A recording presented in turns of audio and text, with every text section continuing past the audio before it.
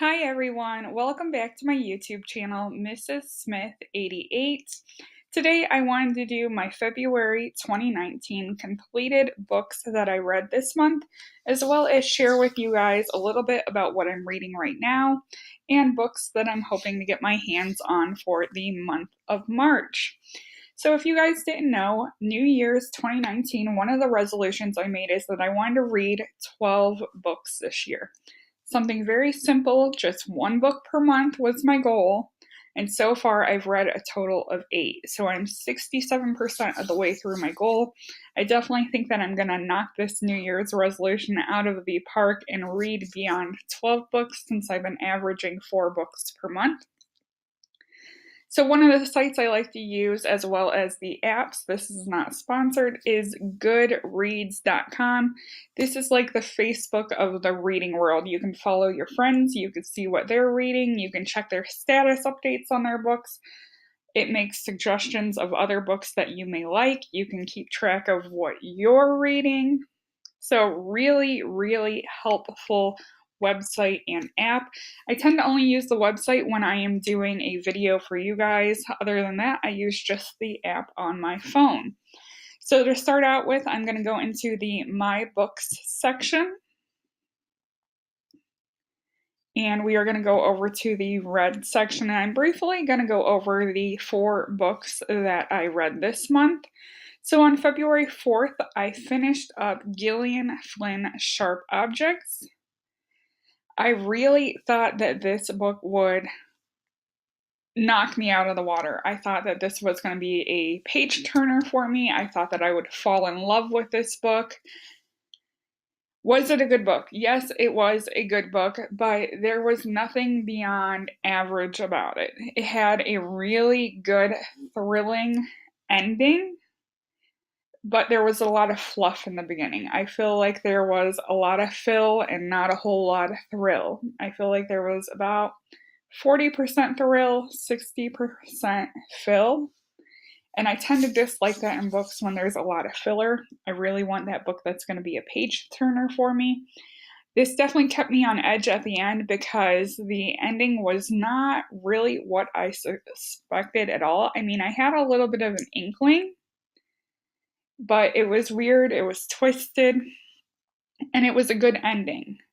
Had the whole book been equally as good, I would have given it more than 3 stars. So back over to my books, and over to the read section. On February 8th, I finished Ellen Hopkins' Glass. This is number 2 in the Crank series. If you guys seen my video last month, I wasn't too thrilled with Crank. I didn't like the format that the author wrote in. It was more of a poetry format and not like an actual paragraph format. And I don't know why that got under my skin, but I did pick this up at the library because I wanted to push through the series. I didn't want to start a series and not finish it. And I have to say that picking this up at the library was a whole different experience than reading this on a e-reader. I think part of the reason why I disliked it so much is reading this on my phone was over 1,000 pages. Reading this in paperback, it was about 600 pages, 681 it says actually, and I felt like it went really, really fast, and I liked actually reading the physical copy versus reading it on my phone. So I am going to read the 3rd one in the series. I'm hoping to read that this month in March. I'm waiting on it to come in at the library because I had to put it on hold. They didn't have it at my location, but we have a library system where they share books between like 8 or so libraries and they transfer them about. So I'm waiting on the 3rd one to come in. Hopefully it'll come in this month. So gave that a 4-star rating. It was definitely a good storyline and that kind of stuff, and I really enjoyed reading it this time around. And I think that I'm better off reading the Ellen Hopkins books in physical form versus on my phone. So back over to my books and back over to the read section.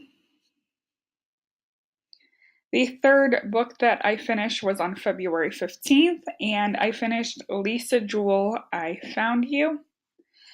I picked this up because I fell in love with Then She Was Gone. If you've seen my reads last month, you knew that I loved Then She Was Gone. I was hoping that I would love this book equally as much. This was just a mediocre meh, not a page turner for me, not a super thriller for me. I feel like this one was probably about 15% thrill and 85% fill. I mean, it definitely had a unique storyline. It was more of a mystery than a thriller for me. So, not all that impressed with this. So, back over to my books, and we will check out the fourth book that I read this month. And I just finished this one up, and it was my least favorite of all the books that I read. I finished this up on February 26th of 2019.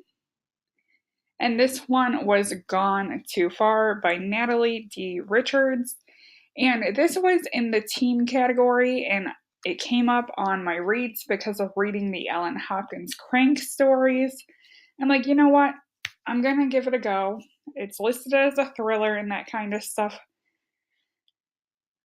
Did it really entice me? No, it really reminded me of the Netflix series 13 Reasons Why. If you liked 13 Reasons Why, you would like the book Gone Too Far. I wasn't crazy about the 13 Reasons Why series. I think I watched the first season of it on Netflix, started watching the second, and just shut it off. I just couldn't be enveloped in 13 Reasons Why or Gone Too Far. I felt like it took me forever to read Gone Too Far because I just didn't have the desire to pick this book up and finish reading it. That's why I gave it the 2-star rating. It just wasn't for me. So back over to my book section, and we will talk about what I'm currently reading. So currently I am reading Finding Me, A Decade of Darkness, A Life Reclaimed, a memoir of the Cleveland kidnappings. This is the Michelle Knight story. This story has hit close to home. Those of you guys who watch me on the regular probably already know I am from Northeast Ohio.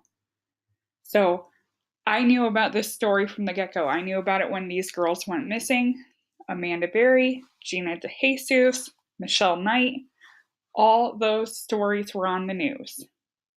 I don't recall Michelle Knight being on the news when she went missing, but I know Gina DeJesus was. I know Amanda Berry was. I know Gina DeJesus' parents was on the Maury Show. And I vividly remember when all three of these girls were found. I was literally sitting in my bed, scrolling through Facebook, and someone popped it up on Facebook that the girls were found.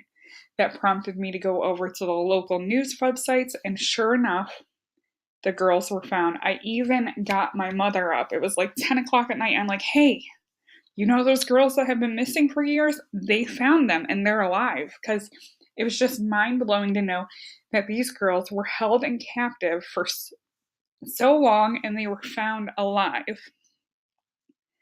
So I wanted to read this book, and from the get-go, I've only been reading it for 2 days, and I am in love with it. This is a page turner. This is what I look for in a book. Chances are this is going to be a 5-star read for me because I don't want to stop reading it. I'm trying to pace myself, but I want to just like blow through this book. I want to sit down and just spend the whole day and read it because I don't like to put it down. I want to know what happened next. I want to read some of the other similar books to it, like The Lost Girls. I'm definitely curious to see what happens in this book. I think the reason why I'm so intrigued by it is because not only is it a thriller and a mystery, it hit close to home. So I hope you guys enjoyed this video. Definitely follow me on Goodreads. If you have any questions, feel free to leave them below. Don't forget to comment, rate, and subscribe. Bye, everyone.